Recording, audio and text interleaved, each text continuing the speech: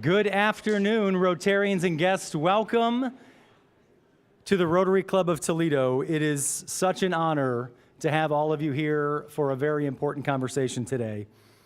At this time, I would like to introduce two very important guests, Dr. Durant, CEO and Superintendent of Toledo Public Schools, and Ava to lead us in a reflection and the Pledge of Allegiance. Dr. Durant.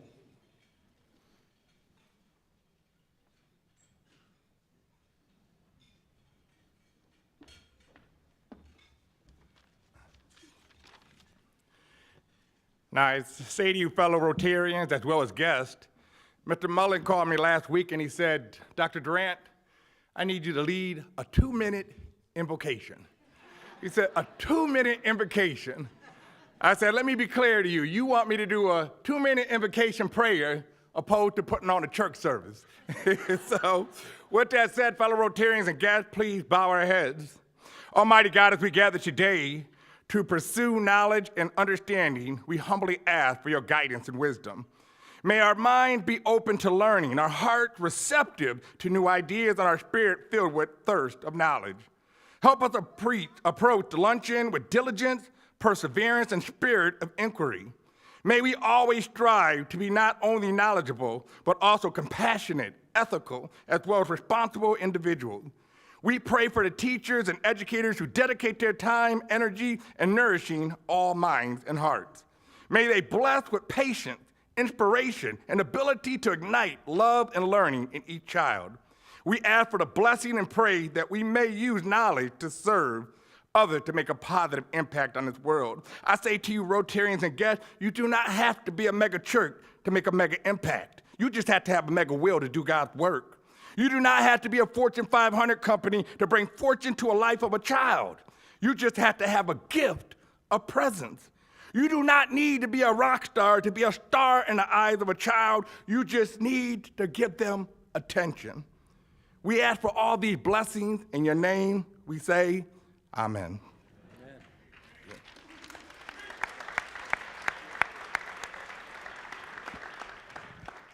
1 minute, 58 seconds. Ava, come on over. All right, now please join Ava in the pledge. You want me to hold it? No, thanks. Eden? To the flag To the flag of the United States United States of America of America and to the republic and to the republic for which it stands, for which it stands, one nation, one nation, under God, under God, indivisible, indivisible, with liberty with liberty and justice for all. and justice for all. Great job. Thank you so much. Good job. Nailed it. Another round of applause for Ava.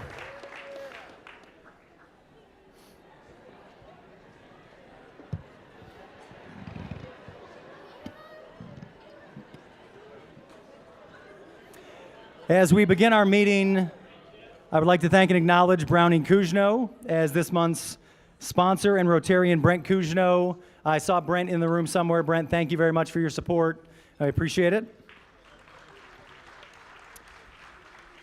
So this is a joint meeting between Toledo Rotary and Chicks for Charity, and one of the Chicks mantras is that everybody is equal, but there's at least two people here that are more equal than the rest of you. And I just want to say a welcome and a thank you. We're so excited to have Jackie, our executive director, and her daughter Josie here. Jackie is on leave with a newborn, and so it was great to see Josie at her first but not last Rotary meeting. So a round of applause. Welcome back, Jackie. Thank you for being here.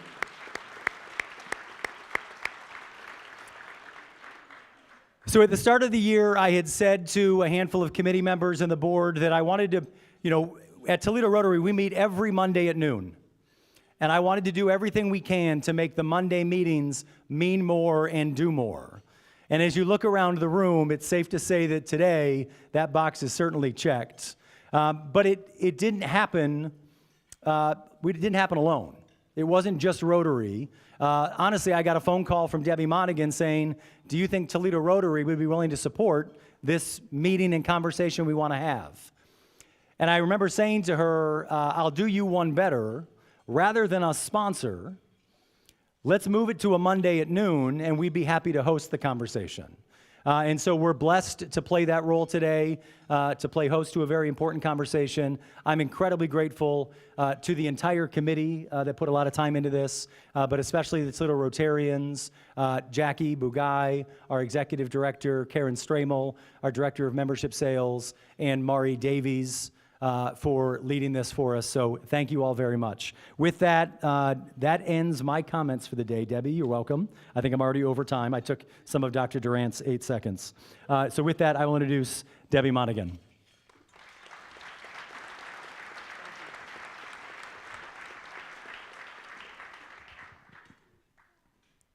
Welcome, everyone. On behalf of Chicks for Charity, I want to welcome you here today. Our Chicks mantra is enjoy life, laugh a lot, work hard, play hard, be thankful for your blessings, share the wisdom, and give back. Today, we join forces with Toledo Rotary to share the wisdom. We believe that educating our community's children in the critical growth of our community is absolutely imperative to the critical growth of our community and economic development in the region. When you leave here today, we hope that you'll believe that too. Thank you, Toledo Rotary and President Kevin, for this partnership. I would also like to thank a group of community disruptors who came together to make this event happen. Your dedication has been amazing. Would you please stand and be recognized? Disruptors, come on.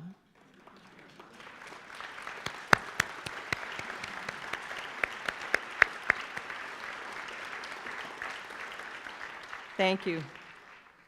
Chicks was created to help girls and women of all ages and socioeconomic backgrounds discover the joy and dignity in being philanthropic and giving back. Over the next several years, we are raising funds to support Hope Toledo. We strongly believe in the mission of Hope Toledo and of its importance to this community. At this time, we have a wonderful video to share with you that will help you become a believer too. Thank you.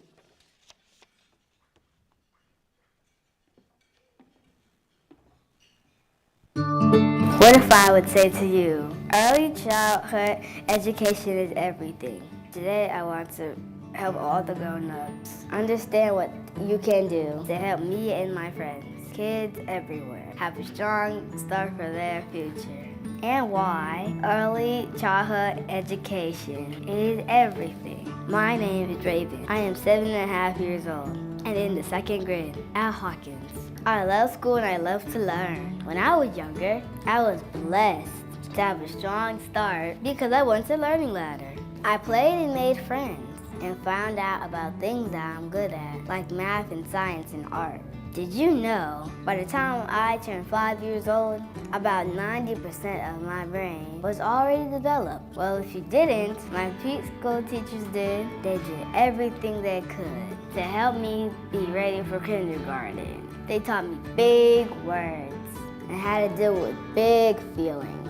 They helped me be creative and solve problems and learn to read and write. They even taught me what it looked like to be a good friend. Because I was able to go to school early, my mom and dad were able to go to work. That's important. Because if they didn't feel like I was in a safe place, in a good place to learn, they would not be able to go to work. If they could not go to work, well, you already know why that's not good. They can't make money.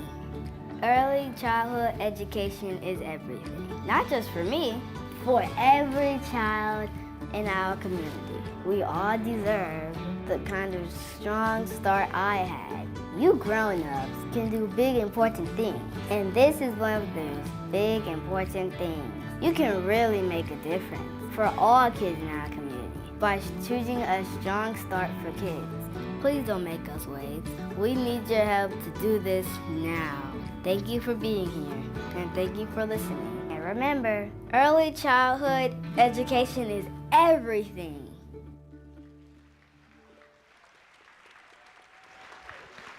So real quick, Raven Behringer, can you stand? She's right here. Come on, give her a big hand. And her mom, Tia Gayton. Tia, if you could stand as well. That's her mom. She's at Hawkins Elementary. She was in one of our Hope classrooms that we've supported over the last couple years. So a couple things that I want to do very quickly, and we're going to move to our panel. So panelists, wherever you are, please, by all means, come on up to the stage. They're going to take their position on stage. So two things that I want to do. We recognize, number one, the partnership with Chicks for Charity and Rotary has been amazing. So I want to say a huge shout out. I know Deb has already said thank you, and so I'm grateful for Deb Monaghan, Martha Vetter, wherever you are. Very grateful for the work of Chicks for Charity, and to President Kevin and to all the Rotarians. This is a larger room. I'm proud to be a Rotarian. This is a larger room than some of our Rotary meetings, and so it's great to have the partnership that exists between the two. The last thing that I want to say before I introduce our moderator is I want to recognize all of the quote-unquote dignitaries in the room, and here's the way we want to do this. Chicks for Charity typically recognizes the fact that everyone who comes in the room is a VIP. Let me say that again. Everyone who comes in the room is a VIP. So please, by no means am I overlooking any of our elected officials. We have folks from all levels of government in this room, from our federal government. We have folks from our state government. We have folks from our local government. And so if you don't mind, since everybody's a VIP, I do want to say out loud, all the elected officials that are in the room, please by all means stand. Let's give them a quick little round of applause. Wherever you are, I will not call names, because I don't want to get stuck. Thank y'all for being here so very much. I see you in the room. Now it gives me great pleasure and privilege to introduce a personal friend of mine. You know her. She is on the news at 5:30, at 7, and now at 11, right? She is a daughter of this city, and she is a personal friend.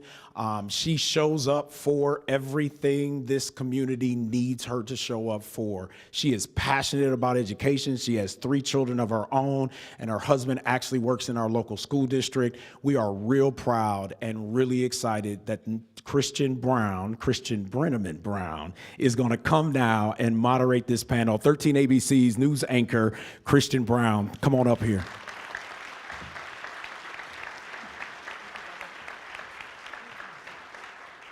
Good morning. Give me a little bit more energy. We are here for an important cause. Good morning. Thank you. It is my honor to moderate this panel on such an important topic, early childhood education. Across the country, and specifically across the state of Ohio, people and particularly business leaders have begun sounding the alarm. It's about the current crisis we are facing in the early education and childhood space. Why? Did you know that nearly 60% of parents in Ohio cite the lack of childcare as a reason for leaving the workforce? Did you know that in Ohio, for a working mother of 2 children earning approximately $60,000, approximately 1/3 of her income goes toward childhood expenses? Did you know that the average salary for educators in early childhood education is approximately $14 an hour? That is alarming information.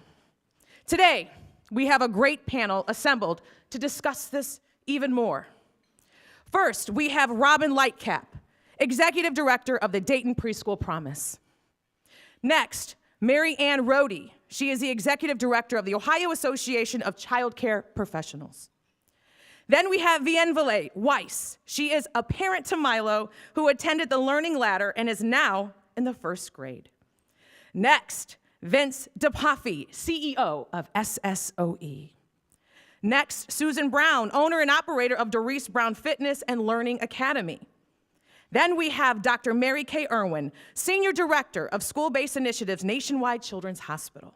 And finally, and not least, Allison Schlagheck. She is a TPS board certified teacher in TPS schools. Now that you know who they are, let's jump right in. First question. There are many benefits to investing in early childhood education and childcare. From your perspective, what 2 or 3 are the most critical? We'll start with Robin. Thank you. So obviously, one obvious benefit is that it helps parents work. You know, if we make accessible, high-quality childcare available for our infants, toddlers, and preschoolers and school-age children, parents are able to go to work. And of course, everyone benefits when parents go to work. The community benefits from everyone contributing. And at the central part of it, though, what I have to say, it is best for our kids, because if our children have high-quality early learning, their brains grow and develop the way we want, and they are going to reach their full potential. So really, the focus has to be our children and giving them the best possible opportunity to start off in life. We'll work our way down. Thanks, Robin. Everything she said. Plus a little more. James Heckman is a University of Chicago economist, not a teacher. He's an economist who has studied many years ago, probably 10 years ago, and since then, workforce development and how to improve workforce development. And he turned to education at one point. When he looked at early education, he did long-term studies of children who had the benefit of preschool education, high quality preschool. What he found was surprising outcomes, long-term outcomes, such as higher graduation rates, lower incarceration rates. We need that. Also, lower special ed, lower need for special ed. More of those children were employed, gainfully employed at the age of 40 than those who did not attend preschool. You never would think it. But the brain development that Robin mentioned and Raven talked about, 90% of the brain is developed by the age of 5. That carries through life. So it's not only for the time of making a good a pleasant childhood or entrance to kindergarten. It really is a life factor, and it is a workforce factor. Thank you. What they said. Actually, for me, it's a lot more than that. For me, it's definitely providing a nurturing environment for my son Milo, who actually was one of those COVID babies who didn't really socialize. He really needed to get immersed in, just boosting his confidence and learning to socialize with all the different, his peers. That was very important for me. I actually am kind of the oddball. I have a college student. I had to have a college student, and I had to put a son in preschool. So this was a challenge for me financially, especially on one income. So I did want to have my kids go into preschool 2 years prior to ending kindergarten, but financially that wasn't available. So Hope Toledo came around and helped me get Milo in for the full year. The difference between my college student and my preschool student was the time that he spent in the environment. Milo was there like 9 to 5, 9 to 3, whatever the school time was. But my oldest was only in school for maybe 12 hours a week, and the cost of it was very similar.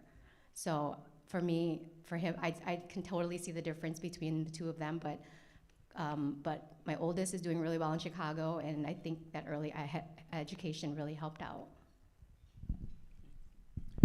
Milo's a great kid. I saw him at the Toll House at the meeting a couple months ago. He's a fun kid. So for me, and I'm representing the business community here, and I'm going to stay in my lane, which is engineering, but I know every business leader here can tell a similar story about their business. For me, it's about creating opportunity. Not just creating opportunity for the child, which is critically important, but it's also creating opportunities for you as business leaders and people that run businesses, right? So when you think about a business, and again, I'll stay in engineering, but at 18, someone says, well, you know what, I think I'd like to go in engineering. It's almost too late, right? Because they didn't have the math, they didn't have the science, they didn't have the preparation. And what happens is, if they start behind, they never get caught up. And you've got to do the fundamentals right? You've got to be able to read and write and spell before you can start doing, calculus and trigonometry and all the things that are related to those fields. So it creates opportunity for them. And when we bring kids into our business, we bring, TPS kids all the time come into our business, their eyes light up when they see the possibilities that they can do in our field and what they do. And that's the kind of thing that I think as business leaders, it motivates me. I know if they went to any other business, they'd do the same thing. And so it's really about today you're creating opportunity for them and tomorrow, but you're also creating opportunity for your business to take advantage of those minds and that creativity that is not being taken advantage of today.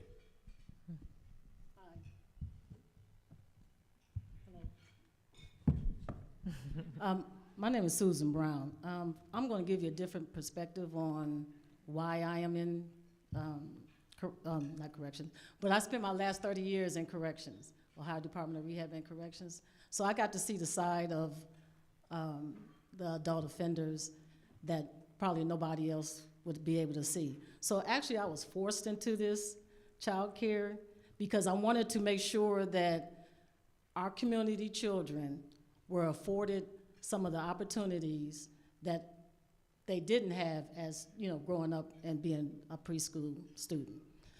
So just the cost of early education and incarceration. Early childhood education is between $12,000 and $15,000 a year.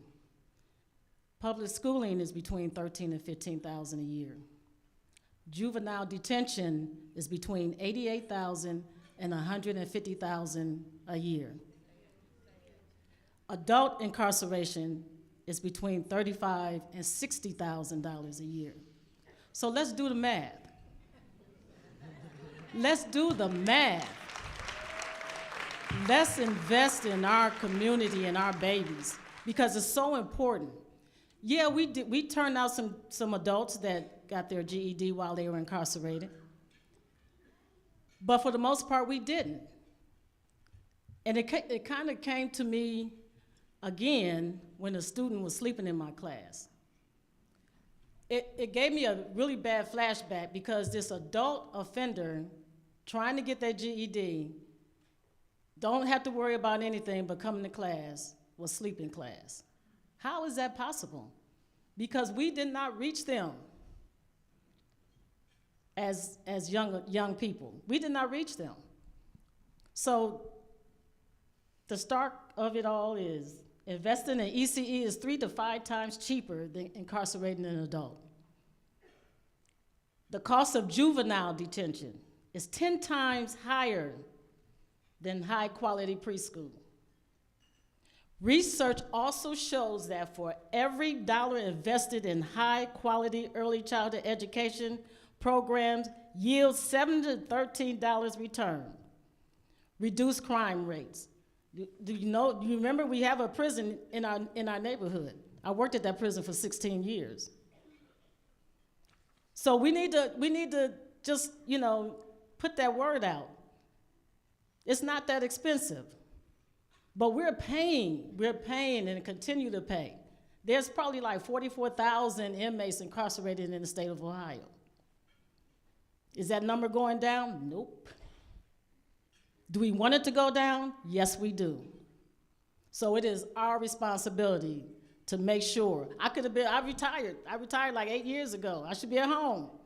But I was forced into this. I really was. Because the guys that shared this information with me, I had to look them in their face.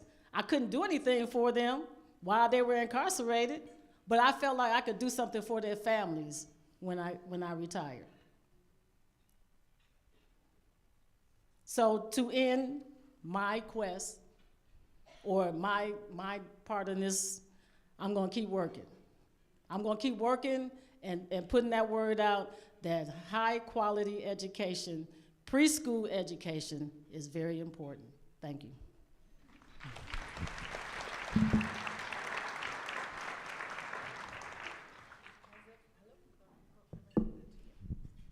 Hello? Okay. As if that wasn't enough, there's also a health perspective here. So what we know from data is that health and education are dynamically intertwined. such that when children are healthy, they're able to learn better. And when they're able to take advantage of the educational environment because they feel healthy, they do better in school. So we have to be thinking about even the short and long-term health benefits, because you cannot separate health and education outcomes, especially for kids. We know that when kids do not show up ready for kindergarten, they're more likely to be chronically absent. They're more likely to drop out of high school. They're less likely to have gainful employment. They're also less likely to have health insurance. So it is dynamically intertwined, this concept of health and education, and investing in early childhood, high quality care and education makes a difference. The data is clear. Good morning. I have the opportunity to be in a lot of elementary schools with kindergarten through third grade teachers. And if you are here as a preschool provider, I want you to know that they see you, they appreciate you, they wish that every student that they had gone through your classroom.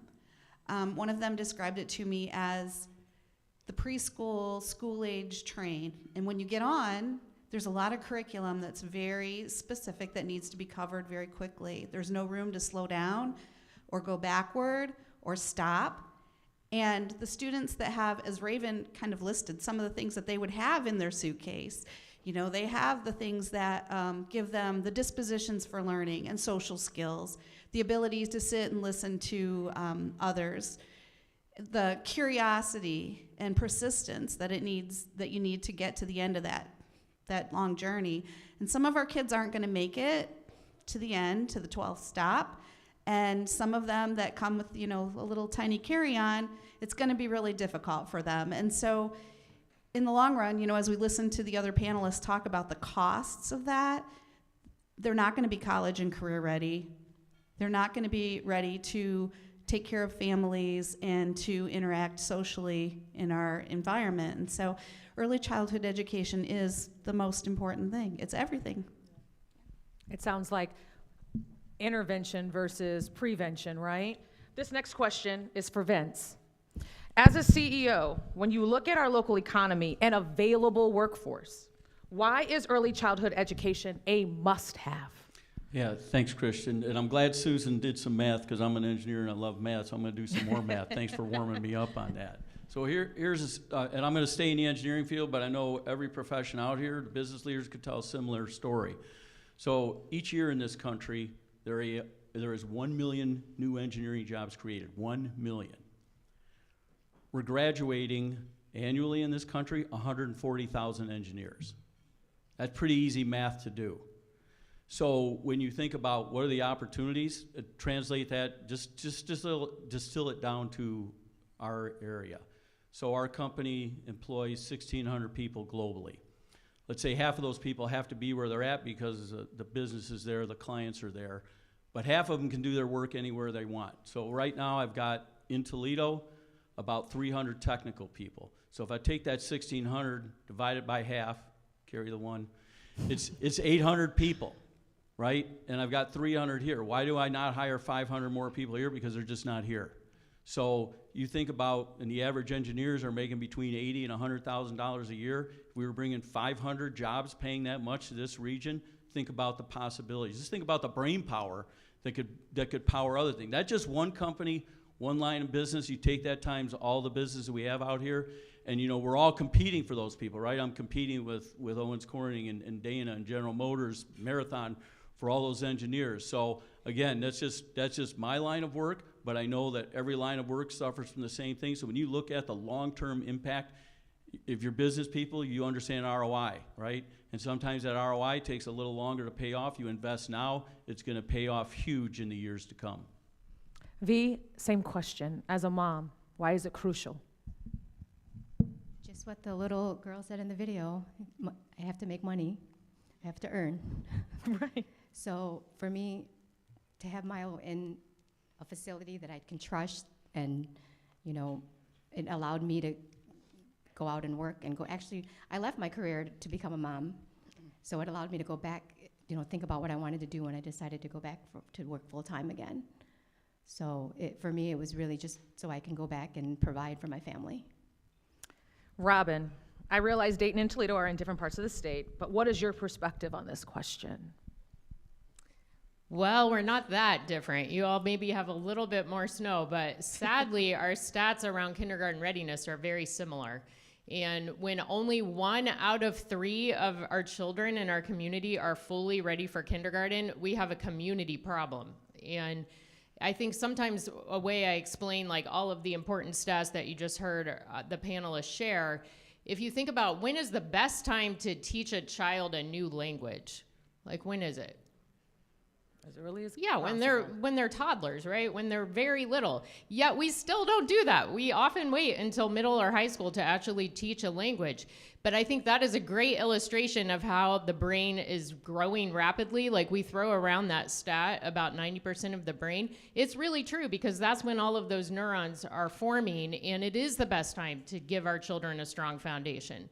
So if we want to improve the outcomes at the other end, so people like Vince can hire those engineers and we don't have to look outside of the community, we have to start at the beginning and give our children a much stronger, higher quality educational experience in those early years. And not just preschool, but all the way back in infants, toddlers, preschool. We have to start at the very beginning.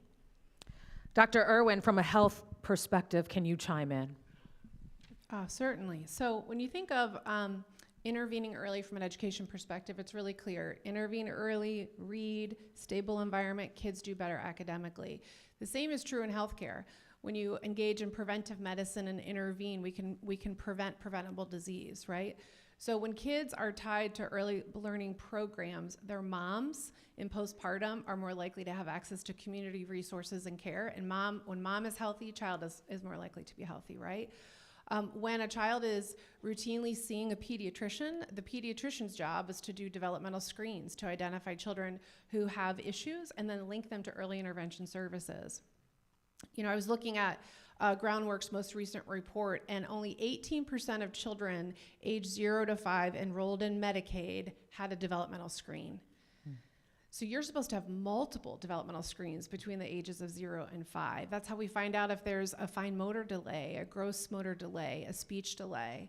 So it is critical that children are tied to a pediatrician. It's critical that they're getting these developmental screens so that we can link them to these existing services and early intervention so that children can go on to live their best lives. And remember, it's dynamically intertwined, health and education. If they're healthy, they're going to do better in school. When they do better in school, they're going to go on to live a healthier life. And Susan, you interact with and provide service to working families. What are you hearing from them on this question? Most of our families, they are pretty well thankful that we are able to give them the care that they need. There's so many dynamics that go along with child care, the co-payments, the hours, the times, the education, all the involvement that they have to put in place, and that we have to put in place, and that we have to make sure that we're dotting our I's and crossing all of our T's. So early intervention, early childhood from 6 weeks to 12 years old, however long you keep your child in, I was almost going to say incarcerated, but it's not true. So that they won't be incarcerated, So it's, we try to empower the families as much as we can, do parenting programs, stronger school. I have a friend that's an educator, and, I'm constantly asking her, what is it that we need to do with our children so that they can meet that kindergarten? The most thing that I see is the social emotional part of it. The teachers cannot teach if your child is falling apart every day.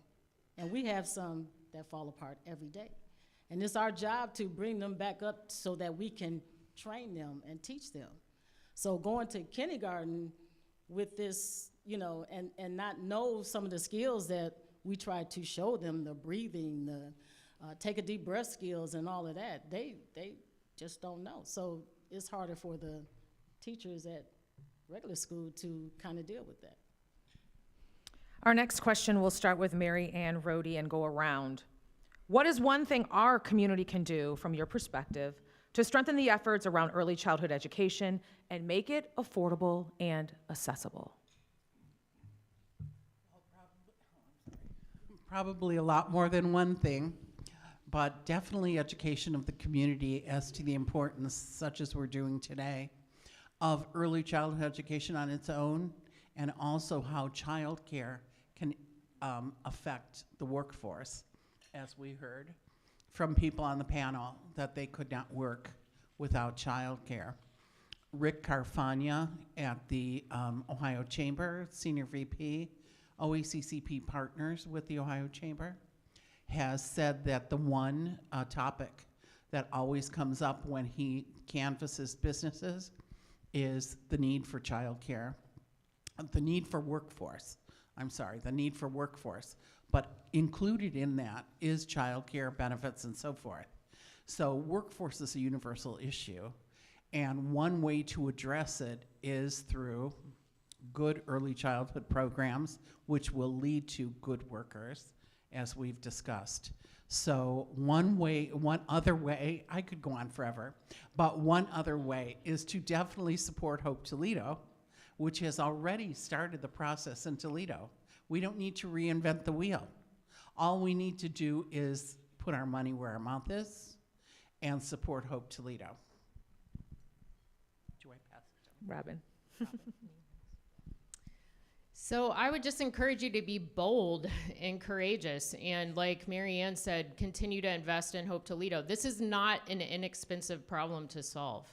It costs money, it costs a lot of money, and I would challenge you that you have the opportunity to be the first community in the state that does something for the whole early childhood continuum with local public funds. You could do something to support infants, toddlers, and preschoolers, and not just focus on preschool. You know, I lead an early childhood effort in Dayton, and our colleagues around the state get together regularly. And if I could go back and do it over again, I would have made it starting at birth, because it is too late if you wait to preschool. People are making decisions long before that, and our children are growing and developing. So I would encourage you to be bold and consider public funding. That's the only way we are able to do what we do in Dayton, is because we have systemic, ongoing public funding that makes it possible for us to support families with tuition assistance and childcare providers with the support they need, because childcare financing is broken. So be bold. V? We'll do V and go all the way down. I agree. It really is just find it in your heart to just give. I mean, it's for the kids. You know, there's so much time that's spent arguing over everything. Like, this should not be an argument, like Mr. Oster said. Let's get this done. You know, it's time for the kids to really benefit from a community, and Toledo has a great community. I've lived here since I was in the 4th grade, and I'm very proud how much the city has come along. So it's going to start with everybody in this room to get the word out that this is what we want to do for our community. What all of them said. And so our company vision, I think, applies here. Our company's vision is designing and building the future for our clients, colleagues, and communities. We always say that we can't do great work for our clients if we don't have great colleagues. Can't get great colleagues if we don't have great communities. So how do you, and business and community and the public, private, there needs to be partnership there. So the business needs to be part of this too. Public funding for certain, as Robin said, is key. But business partnership has to be there, right? I can't just look to Dr. Durant and say, send me some great students, right? We got to be in partnership together to do that. So I think it's about investing, and we've heard that word, and that's what this is. It's an investment in the community to get better and better people to help ourselves. I totally agree. We definitely need to break the cycle with community investment. Whether that's investment in the families, showing them how to care for their kids, the mental health portion, the economic portion. We all need to do our part. I'm here, and there's lots of other great providers out there that's been doing this way longer than I have, that needs that we need your help. We need your help to invest in all of our kids. We do. We need your help. So without you all, there would be no us. Without the families. The families don't go to work, we can't work. So, you know, it's just a cycle that we have to break. The cycle is our children's future. I think the first thing is stacking hands that this is a problem for your community, and it's a problem you care about, and it's a problem you're going to solve. And then it's about pooling resources. I mean, when you really come together, there are so many resources that can be brought to bear to help solve the issue. Another thought is developing what I call closed loop referral systems. So who is encountering these children and the families with young children? Pediatricians, employers. When you hire someone new, are you asking, do they need help finding childcare? The nurse family partnerships that are visiting with young mothers, are they also talking about the criticality of being connected to an early childhood program? So identifying who is most likely to interact with young families so that they know about the resources, they know about the importance, and you can help connect them into existing resources. And then the last thing I'll mention is to support the people doing the work. So we need more of these angels. We need to think about how we recruit people into the early childhood workforce. We are not paying these people enough. They are not thanked enough. They do not have the resources. And almost every child care facility is really running on a shoestring. So, the business community can also help child care directors to learn how to run their businesses. So most individuals who are child care directors, they were child care teachers. So they didn't go to business school to learn how to run a business. So you can be helpful in teaching them how to run it as a business so that it's not running on a shoestring anymore. I think the continued collaboration between all parties that in our community could be greater. I think this is a great event, and it's I hope it's very informative to a lot of people. So just getting that word out that we just have that little window, that we need to do so little to get so much gain, and to just keep that in the forefront of everybody's mind as we go out and talk to people in the community. Well, we could talk for another hour, but we too have a small window, right? Can we put our hands together for today's panelists?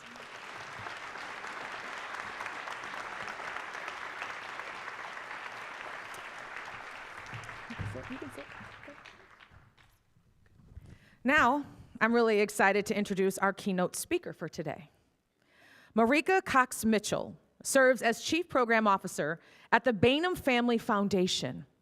An early childhood expert, Cox-Mitchell leads the foundation's early childhood strategy, driving futuristic solutions to create a child care system that helps children and families across our nation move from surviving to thriving.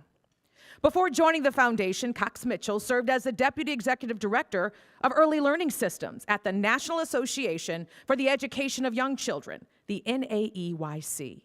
In this role, she led a diverse portfolio encompassing public policy and advocacy, accreditations of early learning programs, higher education accreditation, and the Power to Profession initiative. Her career includes a significant tenure with the District Office of the State Superintendent of Education and early experiences as a teacher in various early learning environments, focusing on children from birth through age 8. Rotarians, ladies and gentlemen, let's welcome Marika.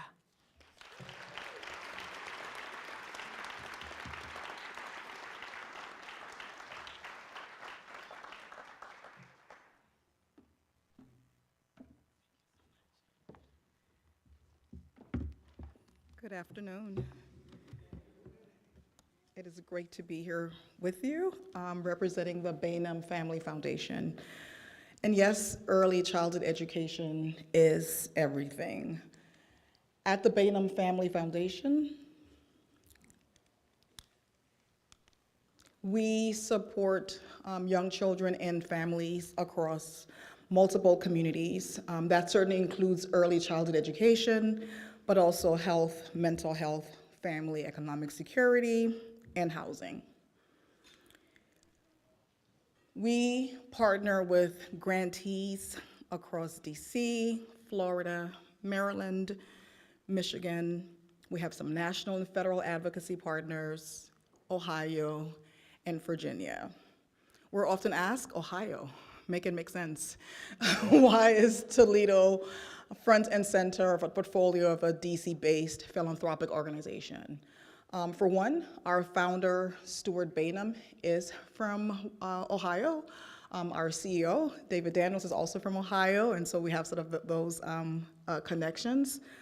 But it's also because we invest in and partner with grantees where we see momentum, where conversations are going from awareness to action. And that is what we saw when we visited Toledo, Ohio, and learned from stakeholders. Truthfully, our CEO also happened to meet Ava and met Ava, and he was like, I'm sold. So certainly looking at the national data from the US Chamber of Commerce, where, as you've heard earlier, parents are leaving the workforce because of a lack of childcare. So it is definitely an economic issue. It's also one of those economic issues where not doing anything about it is not actually saving money, you're actually losing money. As the Council for Strong Start pointed out, Ohio loses about $4 billion a year because you're not investing in early childhood education.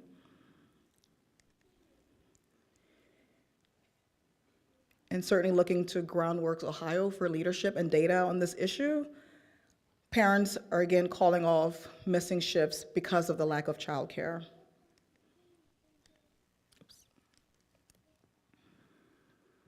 And this is also a cross-partisan, bipartisan issue, and someone from DC should not be talking about cross-partisan, but across the board, again, looking to Groundworks Ohio for data about this issue. It remains one of the few true bipartisan issues, as voters also agree that the labor shortages in Ohio are driven by lack of access to affordable quality childcare.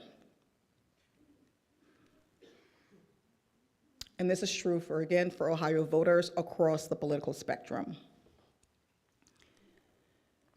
But this connection between education and labor as economic necessity is really not new for Toledo. I did a lot of diving into Toledo's history, learned a lot about Jessup W. Scott, and that was it. He was really clear that for Toledo to be a future great city, investments had to be made in education and labor. And you see that throughout the history of Toledo. When there's an economic boom, it is because there are investments in your public school system, your public library, the University of Toledo, as well as Owens Community College.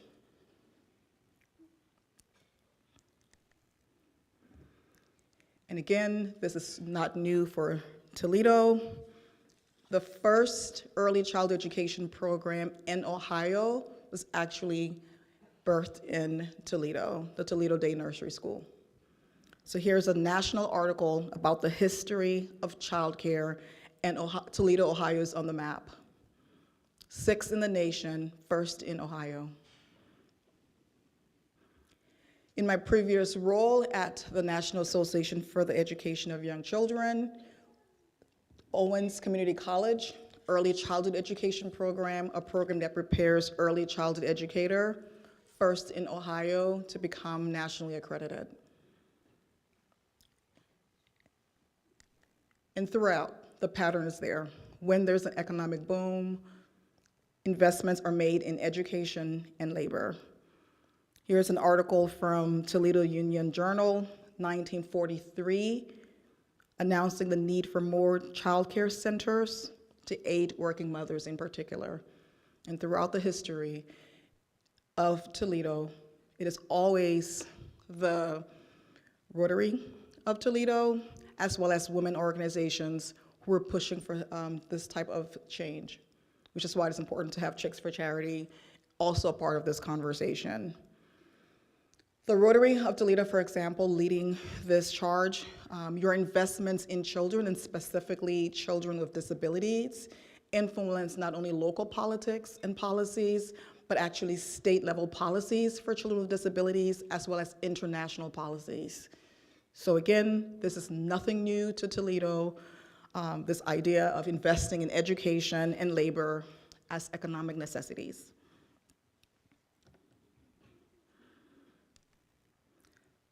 So in many ways, much of this conversation, our partnership with grantees in Toledo and Ohio means that it's time to finish what you've started. You are always the first, again, looking at Toledo Day Nursery School, looking at Owens Community College, looking at Toledo Public Schools. You were always on the cutting edge. And now here's an opportunity for you to finish what you started. And we all have your backs. Economists have your backs with their data. Certainly you have early childhood educators in programs having your back. You have a community college. You have a university. You have lawmakers. You have voters across the political spectrum. And you certainly have Bainum Family Foundation willing to have your backs as well.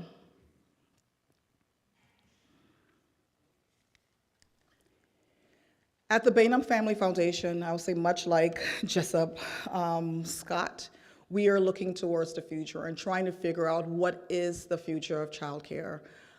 We brought together a cohort of 30 early childhood experts from across the states.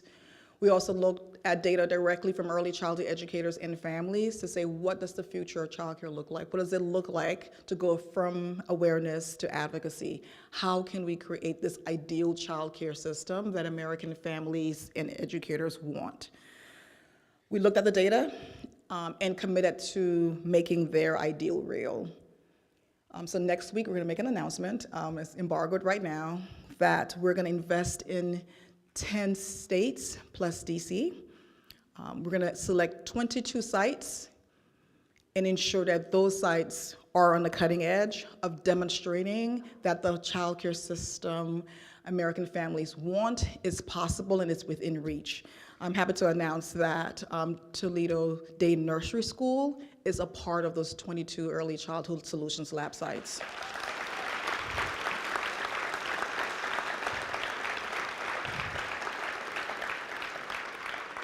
So again, finish what you started, we have your backs. And what's interesting, just looking at the early data from Toledo Nursery School, is what happens when you make childcare available and what happens when you provide funding to early childhood educators and give them autonomy to meet the needs of families. Already, we see what happens when they decided to make November and December, just looking at the data from Toledo families, they felt like the families were quite stressed out in November and December, and 100% of those families did not pay tuition for those 2 months. They're able to certainly leverage public dollars like Head Start in the child care subsidy system, but those public dollars are only available to families who are experiencing extreme poverty or at extreme risk, which means if I was a CNA attending, enrolled in a nursing program at Owens, I may be eligible for federal child care subsidies. If I graduate and earn my RN certification or become an LPN, I automatically lose the subsidies because my income increases. So they've been able to use the private funding we've been providing to make sure that we're not losing families and penalizing families as they gain increased wages. So we're really excited to be partnering with you, learning alongside with you. Apologies for all the guests we're gonna start bringing in to look at Toledo as this early childhood city of the future, to use Jessup's terminology. And just thank you so much for having me be a part of this conversation to learn along with what's happening here in Toledo. Thank you.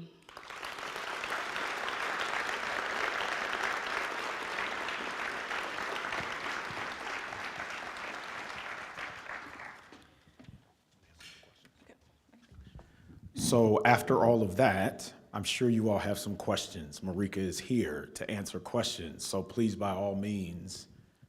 If you would like to ask a question, I will have the microphone in the center of the room. If you could form a line behind me, please.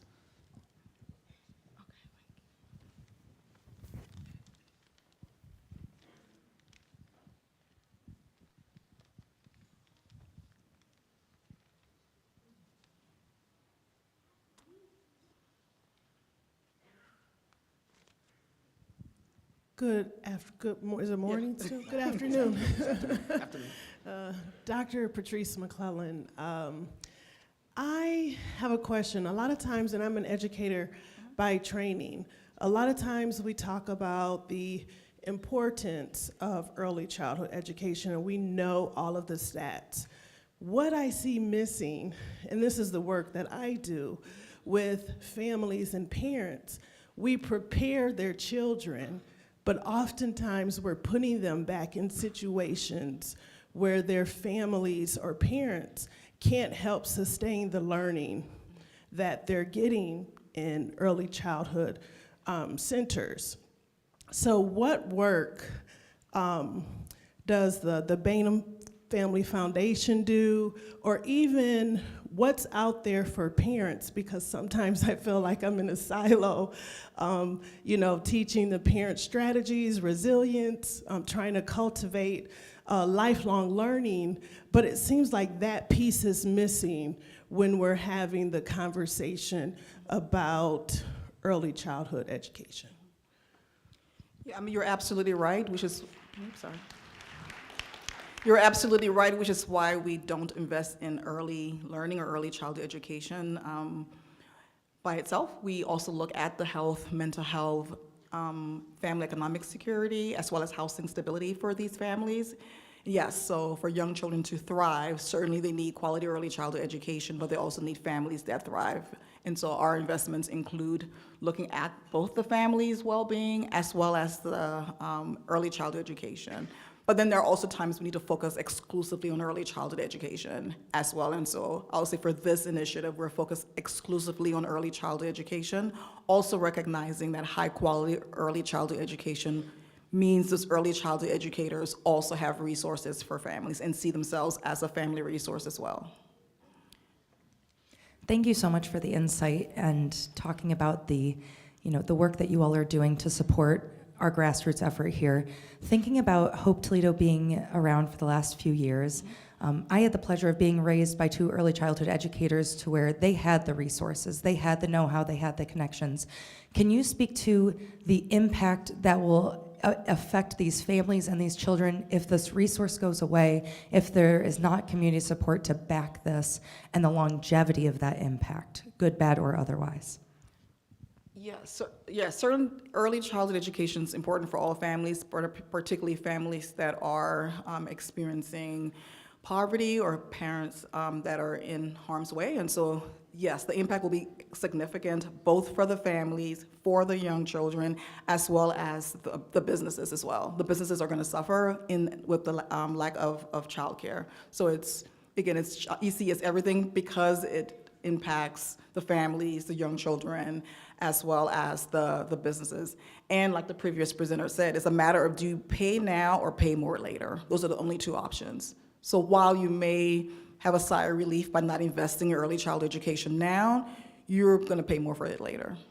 Thank you so much. Oh, yes, John, go ahead. And just to add, I think it's, as Marika's already said, it's a pay now or pay later conversation. And I also think, and we know this by what we've seen, the providers that we have worked with, and it's not just limited to the 20 partner providers, we've got affiliate providers, but the other partners that are in this space, if we're not able to support them to continue to do the high quality work that they're doing, we're going to limit the amount of families that can access services. So if we were to ask all of our childcare providers that are in the room right now, they're struggling keeping classrooms open because they're trying to find teachers. And I don't even have to look to my right and talk to Dr. Durant. I don't even have to ask him. The struggle is not just at the early childhood level, but K to 12 is hard trying to find teachers, and we can walk across this whole space. So if we can't find the educators, and oftentimes the educators are struggling themselves with access to childcare. And so and this is not just about Hope Toledo existing, this is about a community doing what she just said, finishing what we started. This was a community effort when we started it. And so the whole goal here is how do we get all of our children, all of our families to get access, double that with, if you don't do it now, Susan already told us, through the math, we're gonna pay for it at some point in time, and there's no point for us to have to when we can do big things now. Thank you so much.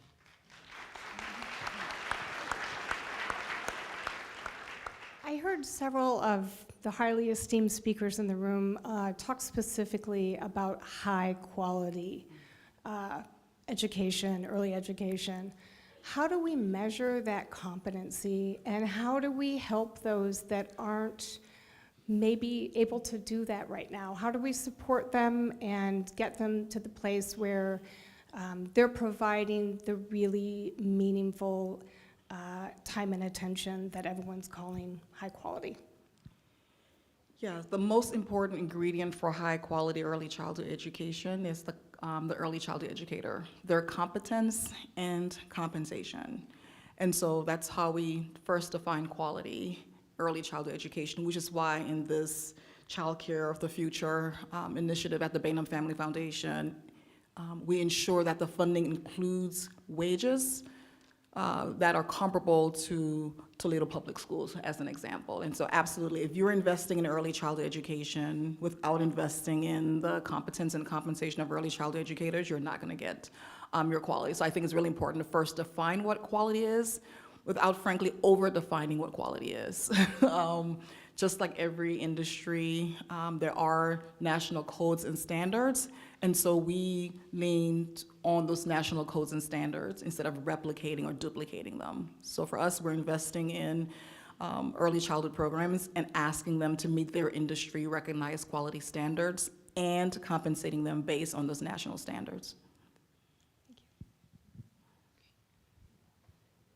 First of all, I want to thank everyone for their noble efforts and every person sitting in the audience today.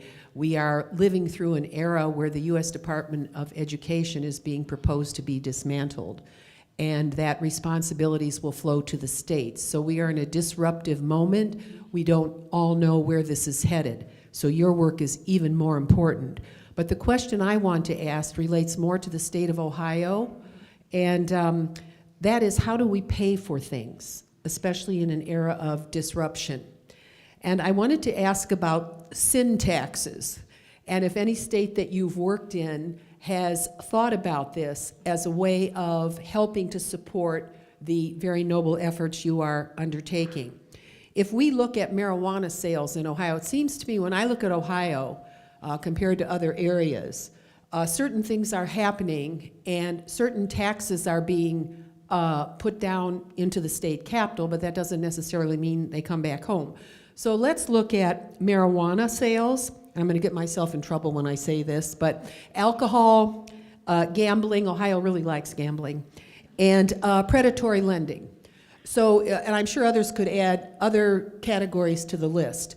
Are you aware of any state that has imposed taxes on sins and then returns those to early childhood education? Because we've had a lot of levies on the ballot lately here, and the assessments on properties are going up, if you've noticed. It's a whole nother subject. And it's state, not federal, but the point is, we have to think about the taxpayer also, unless this is all to be individual taxation on people's houses. So I think we need a financial plan for accountants that are in the audience today, and to think about this. There's no firm solution anywhere, but we have to think about this for our people because we want to be successful. And I don't think we can do it without the state. And so if there are any, if you've had experience in other states where this is funded, I think we would benefit by knowing that. And also, I'll just put this on the table because I was never able to accomplish it, but a former superintendent of our schools here in Toledo, I said, how are we going to help the children learn? And this individual said to me, and this was not Dr. Durant, it was a predecessor, he said, Marcy, you will never stop the challenge until you build residential schools. So I would like your thoughts on both, and those residential schools would not be for all children, but the geniuses in the room could figure out those who've worked in corrections, those who've worked in education, but the idea of how do you fund, and do you have any state cooperation anywhere in the country, and then secondly, do you have any experience with residential schools for those children who are in fragile home environments? Thank you. That was a lot. Yeah, there are some states who look to sin tax, sometimes it's sort of a beverage tax, sugar tax, as a way of supporting early childhood education, but I think they've found that those were not sustainable or constant. It was really unpredictable, so while it did provide some financial relief, they just were not stable enough to sustain the sector. Regarding Department of Education being dismantled, I think there may be an increased opportunity for federal dollars to come directly to states. So as we're looking at this moment, and there are lots of unknowns, if there is a potential for more education conversations and more education dollars from the federal level to flow to the state level, and states need to be prepared to figure out what are they going to do to seize that moment. Hello, good afternoon. I am here more to advocate for the community that I have the privilege of serving. The community that I work in we have a high number of immigrants, Latinx, Haitian, and other populations as well. In addition to that, we have families that are undocumented. So I just want to highlight that and ensure that this community is being included in the conversation, and then just open to hearing I guess, what is going on to serve this population as well and ensure that they're receiving the early childhood education.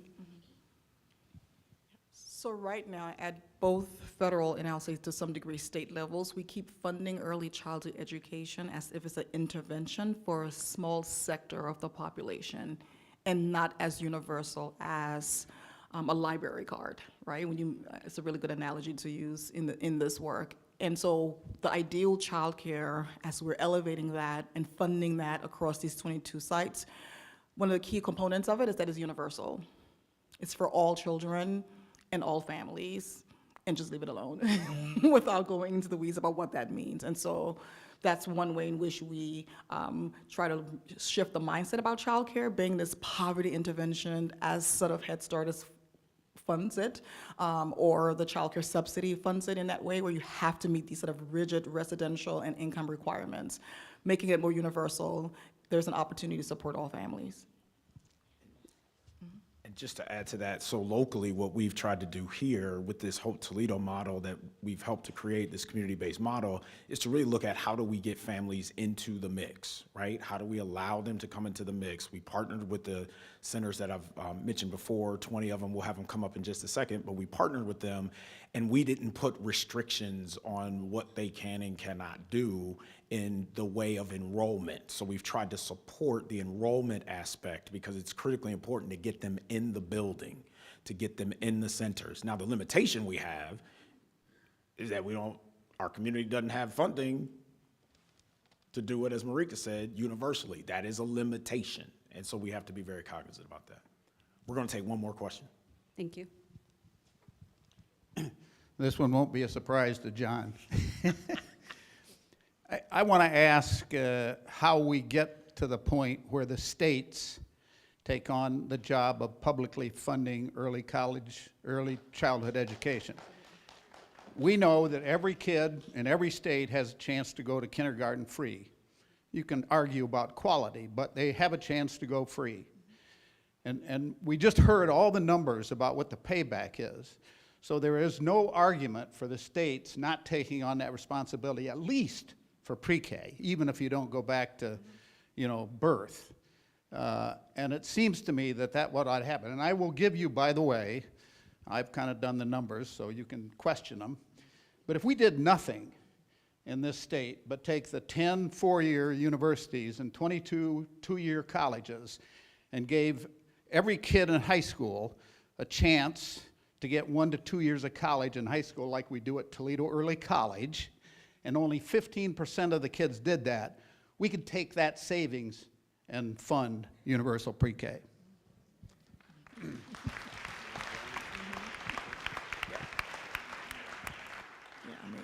Certainly, it is clear that all levels of government needs to invest in early child education, federal, state, and local.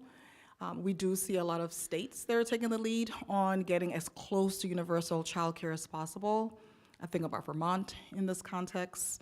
New Mexico is a really good example as well, where states are making childcare as affordable and quality as possible using state dollars. But it's also really clear that for that to be sustainable, we also need federal investment. So we're trying to advocate for the right level of federal and state and local investment. It's going to be investments at all these levels are going to be required. It's going to be really difficult for a local community to sustain it without state dollars, and it's going to be really difficult for a state to sustain it without federal dollars, as well as private funding as well. So there needs to be private-public partnerships. So the last thing I'll say in response to Dr. Brady's question, because we have talked a lot about this, it is critically important, as Marika's already stated, that it needs to be partnerships, right? So public, private, definitely. But I've also said, and I will say this again, if we as a local community wait for the state to figure it out, if we wait for the federal government to figure it out, we will be waiting. That is up to us, what we choose to do inside of that space. And so it's my consistent encouragement, our consistent encouragement as we walk through this, that we should be looking at all ways in which to get into this mix, begin to do this at a high level, and be prepared. So one of the things that Marika just said, which I think is important, if something happens with the federal dollars and they push those dollars to states, is our local community prepared to be able to enact and move if those dollars become available to do it at that level? Those are the questions that we must be asking and answering. But I do agree, Dr. Brady, that we have to focus at a state level, not just local only. And we are doing that and having those conversations in our state spaces. And I see some folks in the room who represent that. So come on, y'all, let's give Marika Mitchell a huge hand for being here and being present.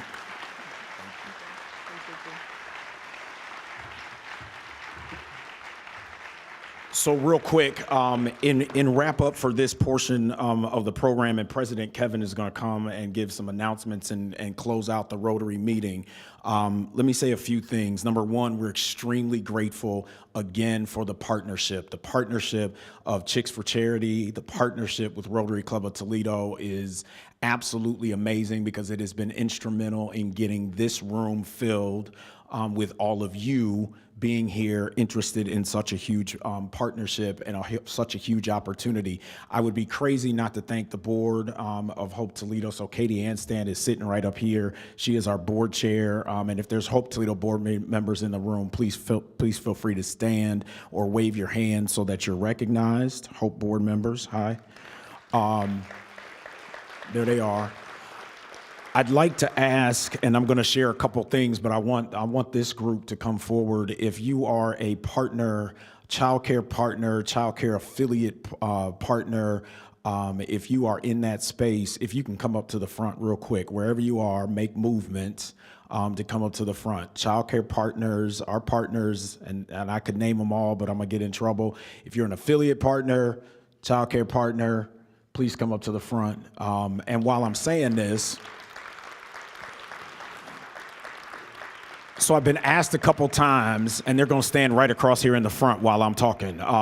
If you work in childcare, whether that's through a school district or anything like that, if you're an early childhood educator or anything, please come to the front as well. If you're an early childhood educator or work in childcare inside the space, please come on to the front.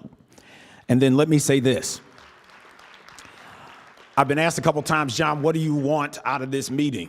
What do you want from this partnership? And my response has been a little bit canned, and a little bit canned on purpose, because it said, hey, we want people to get information. We want people to know when they leave here why this is critically important. We want to do all of those things, and that is true. But I think you've heard already today a couple things. Number one, you've heard that Lucas County sits at about 29%, just a little bit below 30% of students who enter kindergarten enter prepared. A little bit less than 30%, right?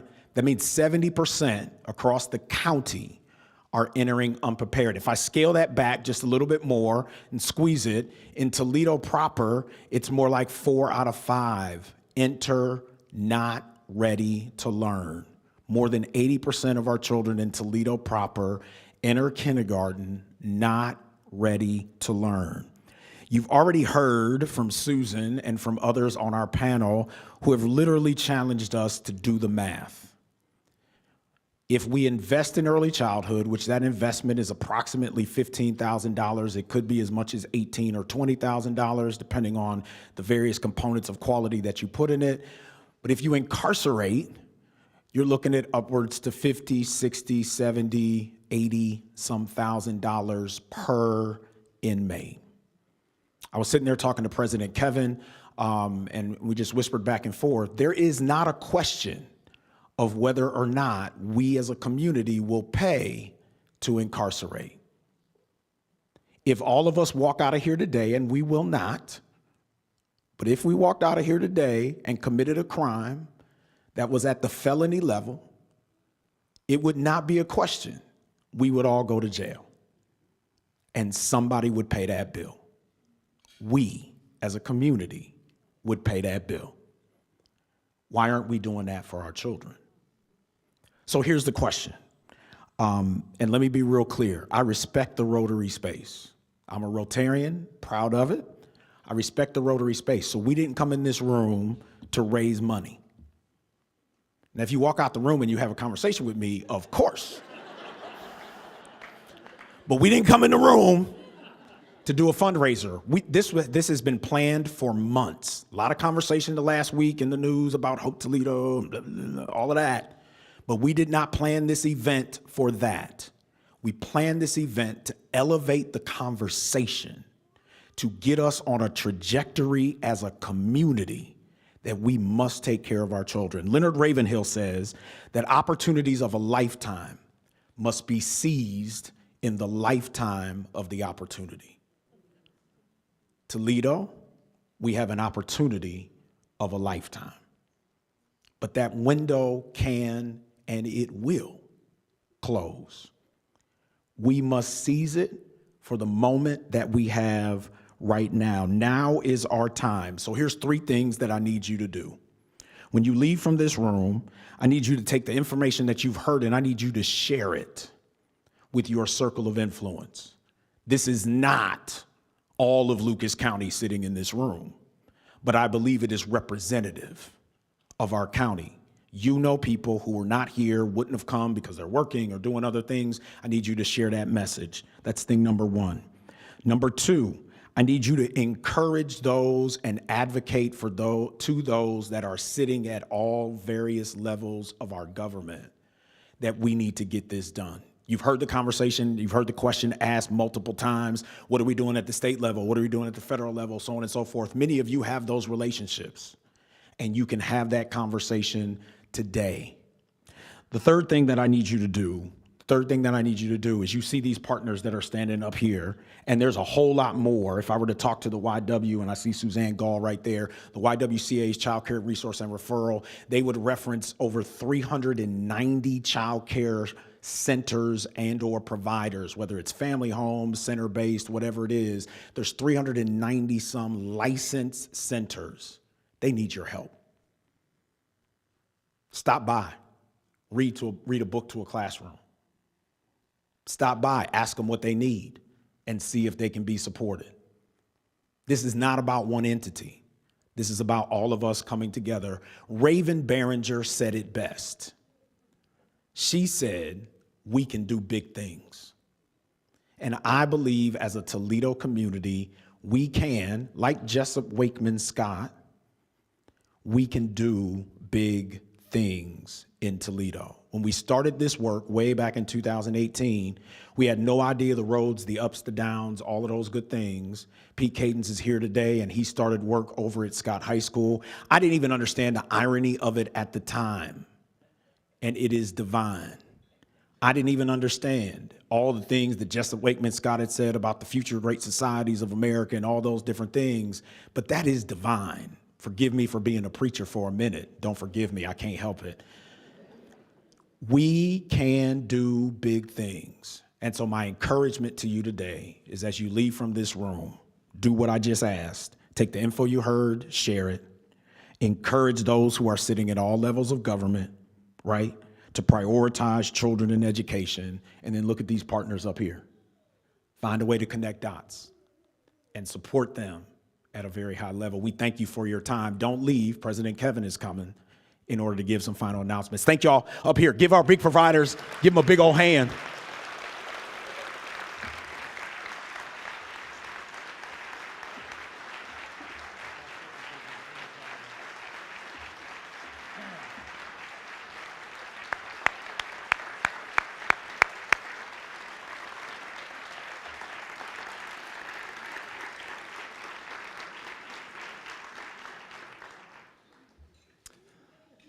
Wow, that was a great meeting.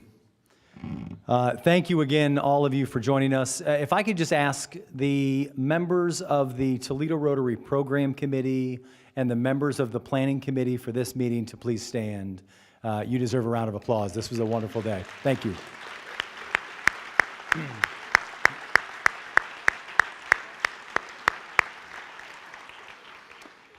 On behalf of all of our guest speakers, we're going to make a donation in their name to Rotary International's Polio Plus Fund. That's a tradition we have at our club as a thank you to help join Rotary International's efforts to eradicate polio. And so we appreciate all of the guests for making the time to be here to serve on our panel and be a part of our keynote address. Thank you to Marika Cox-Mitchell. That was incredible. A couple of things. You're all welcome to come back next week. Just give us a heads up so we can plan for it. But March 24th, Judd Silverman and Chris Peterson are having a fireside chat about the new format of Toledo's LPGA tournament. We're looking forward to that. And then March 31st is our quarterly Service Above Self Day. Rotarians, please mark your calendar, and you're all welcome. Join us for one of our service projects as we head around the community and take our lunch hour to make a difference. We're excited to do that. There are no committee meetings, Toledo Rotarians, after today's meeting. I will say a couple of years ago, a past president of our club went to a national Rotary conference. And someone said at the conference that Rotary is not where important people meet. It's where important conversations start. And I leave empowered knowing that we did that very well today. This is a start of a very important conversation in our community, and I'm grateful for you all being here. Happy St. Patrick's Day. Go out, make it a great day, and we are adjourned.